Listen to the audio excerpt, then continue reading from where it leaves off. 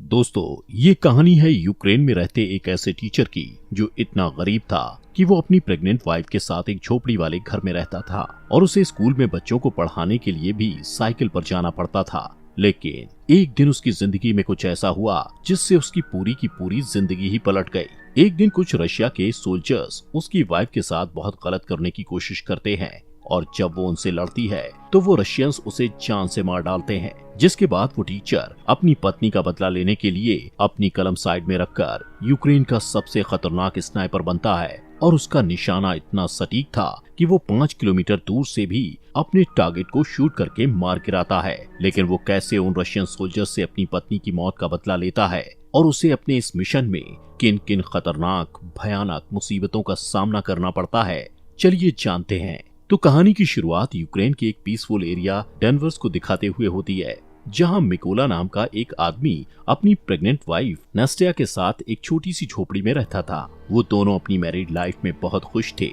नास्टिया एक drawing artist थी, उसे ड्राइंग बनाना और लकड़ी पर नक्काशी करना बहुत पसंद था। एक दिन वो मिकोला की सुरक्षा के लिए लकड़ी का एक एंजल बनाकर मिकोला के बाजू में बांध देती है। मिकोला उनके घर के पास ही एक स्कूल में मैथ पढ़ाता था। वो रोज अपनी साइकिल से बच्चों को पढ़ाने स्कूल जाया करता था। उसके घर के बाहर सफेद रंग का एक शांति का प्रतीक बना हुआ था। यहाँ पर हम देखते हैं कि मिकोला के घर पर कोई इलेक्ट्रॉनिक उपकरण जैसे टीवी वगैरह नहीं होने के कारण उन्हें दुनिया की कोई खबर नहीं मिल पाती थी। जब मिकोला स्कूल में जाता तो ब्रेक के टाइम वहीं थोड़ी देर टीवी पर न्यूज देख लिया करता था।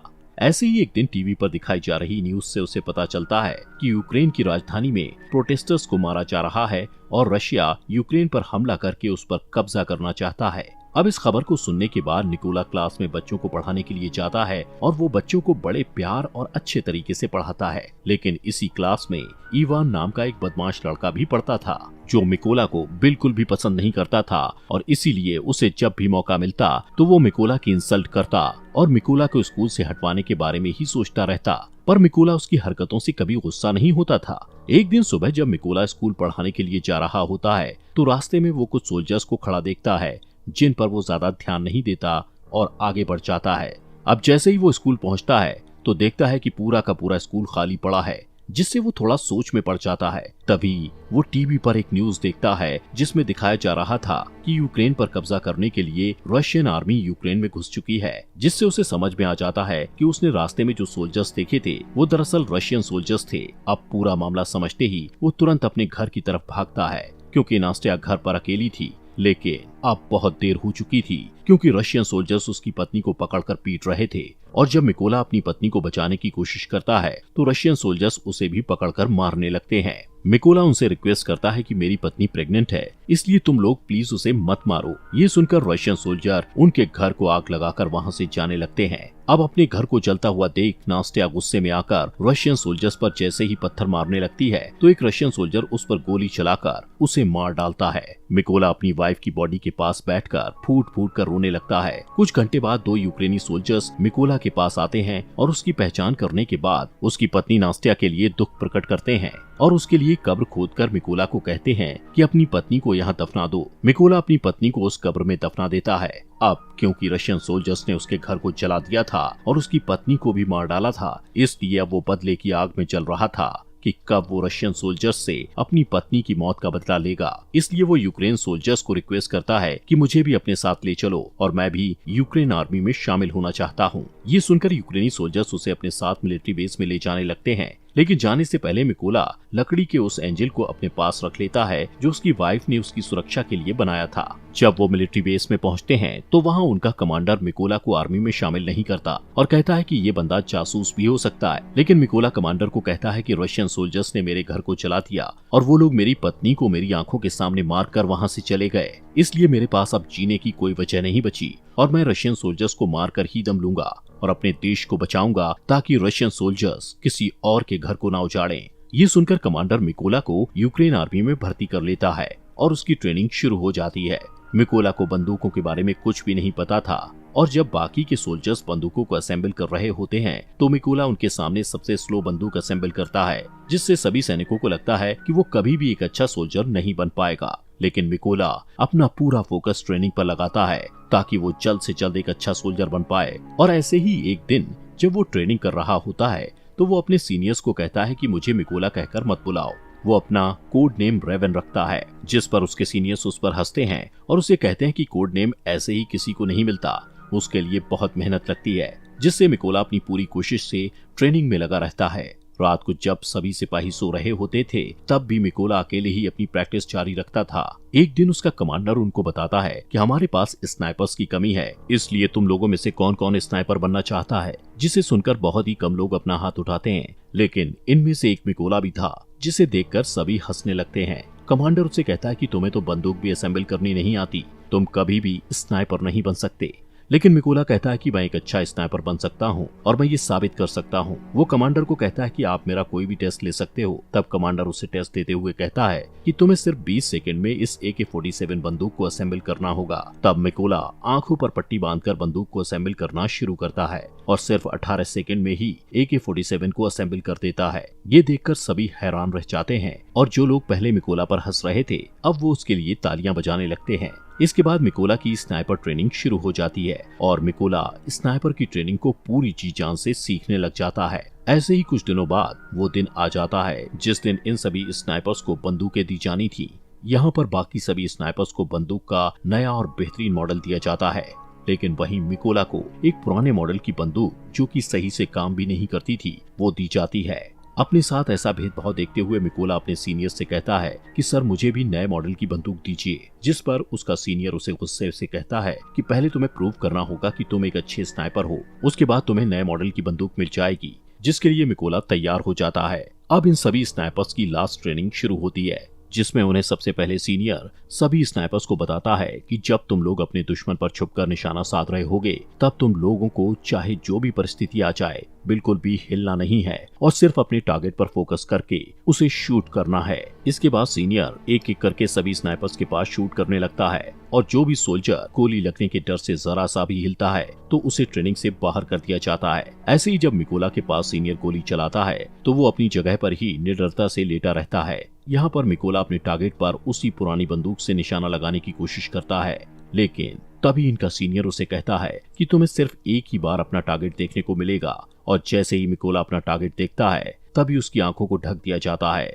जिससे मिकोला का निशाना थोड़ा चूक जाता है। लेकिन सभी को पता था कि अगर मिकोला को नई बंदूक दी जाती और उसकी आंखों के आगे कुछ न रखा जाता तो वो अपना निशाना बिल्कुल सही लगाता, लेकिन कोई भी इस बारे में बात नहीं करता और मिकोला भी इस पर ज्यादा ध्यान नहीं देता। रात को इन स्नाइपर्स का नाइट शूट टेस्ट होता है, जिसमें ट्रेनर के फ्लेयर गन शॉट करते ही सभी स्नाइपर्स को उस फ्लेयर की रोशनी में अपने अपने टारगेट्स पर गोली चलानी थी। लेकिन मिकोला गोली नहीं चलाता क्योंकि वो मैथ में बहुत अच्छा था, इसलिए वो उस फ्लेयर गन की रोशनी में सिर्फ अपने टारगेट की दूरी का अंदाजा अपने माइंड में फटाफट से लगा लेता है और फिर जब पूरी तरह अंधेरा हो जाता है तो वो अपने टारगेट को शूट करता है और उसका निशाना बिल्कुल ठीक सेंटर पर लगता है, जो उसके सिवा और कोई नहीं कर पाया था। अगले दिन इन सभी का रिजल्ट आता है और सीनियर मिकोला को सैल्यूट करते हुए कहता है तुम पास हो चुके हो। इसके बाद कर्नल मिकोला को कहते हैं कि तुम जल्दी से अपने सभी जरूरी सामानों को पैक कर लो क्योंकि तुम्हें एक जरूरी मिशन पर बाकी के स्नाइपर्स के साथ जाना है। अब इनका फर्स्ट मिशन ये था कि पास ही के एक चेक पॉइंट पर रशियन आर्मी ने कब्जा कर रखा था, जिसको इन लोगों ने उनसे छुड़वाना था। इसलिए मिकोला अपने साथी स्नाइपर्स के साथ उस एरिया में घुस जाता है और सभी अपनी गन पोजीशन ले लेते हैं। यहाँ पर इन सबको एक एक टारगेट दिया जाता है। जैसे ही ये लोग रशियन आर्मी पर शूट करने वाले होते हैं तो ये देखते हैं कि एक गाड़ी चेक पॉइंट की तरफ जा रही होती है, जिससे कर्नल सबको शूट ना करने के लिए बोलते हैं। वहीं रशियन आर्मी उस गाड़ी को रोक लेते हैं जिसमें एक कपल कहीं पर जा रहा था। रशियन आर्मी उन्हें गाड़ी से बाहर निकालकर उनका पासपोर्ट लेकर अपने पास रख लेते हैं और उन्हें काफी बुरी तरह से टॉर्चर करने लगते हैं, जिसे देखकर जैसे ही कर्नल स्नाइपर को शूट करने के लिए कहता है तो एक ही झटके में सभी स्नाइपर्स अपने अपने टारगेट को शूट करके निपटा देते हैं। अब इन स्नाइपर्स का पहला मिशन सक्सेसफुल हो गया था, इसलिए ये सभी खुशी खुशी वापस बेस में आते हैं। तब मिकोला वहाँ देखता है कि उसके बाकी के साथी बेस में नहीं है और जब वो इसके बारे में पूछता है तो उसे पता चलता है कि वो एक दूसरे मिशन पर गए हुए हैं। यहाँ पर मिकोला को ये भी पता लगता है कि उस मिशन पर उसके कई साथी मारे गए हैं और उन सबको एक ही स्नाइपर जिसका नाम सेरी है उसने मारा है, जो रशियन आर्मी का सबसे बेहतरीन स्नाइपर है।